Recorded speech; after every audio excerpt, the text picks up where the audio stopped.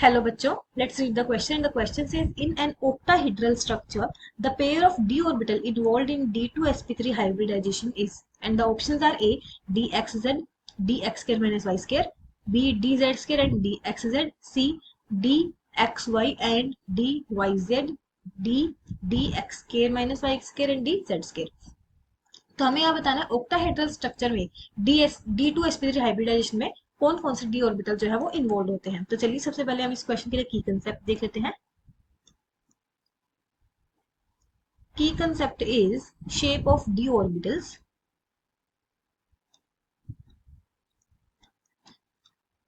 तो जो D orbitals होते हैं they are mainly 5 D orbital.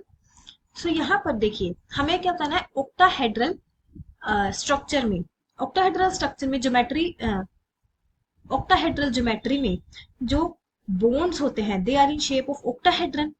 So we can write bond in octahedral geometry,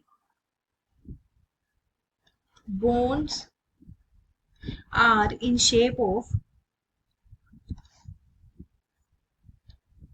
octahedron। तो यहां पे इसका क्या मतलब है, जो बोन्स है that will be parallel to x, y and z axis with the bones parallel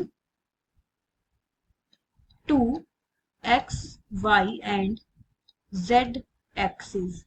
सो जो दो d ऑर्बिटल इन्वॉल्व है इन D2sp3 हाइब्रिडाइजेशन में, तो ये दो d ऑर्बिटल्स इन्वॉल्व है they are d x square minus y square and d z square, क्योंकि यहां पर ही जो these are parallel to the axis, लेकिन बाकी जो बचे हुए तीन डी ऑर्बिटल है जो कि है d x y, y z and d z x, ये तीनों जो है ये एक्सिस के पैरेलल नहीं होते, not parallel to axis. So these are not involved in the formation of D2sp3 hybridization.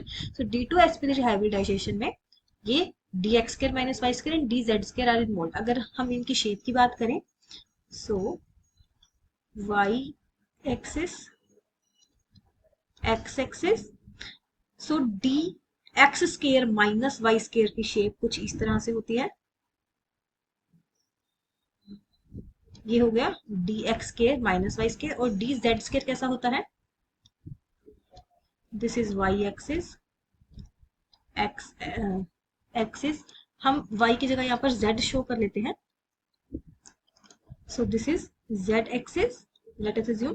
तो जो dz स्क्वायर होता है वो कुछ इस तरह से होता है। तो यहाँ पे हम देख सकते हैं कि जो ये दोनों ऑर्बिटल है ये पैरेलल है एक्सिस के, so they are involve in octahedral geometry. और अगर हम बाकी तीन बचे हुए डी ऑर्बिटल की शेप देखें, that is D x Y, D Y X, dz, तो इनकी शेप होती है कुछ इस तरह से, y एक्सिस, x एक्सिस, ये इन बिटवीन होते हैं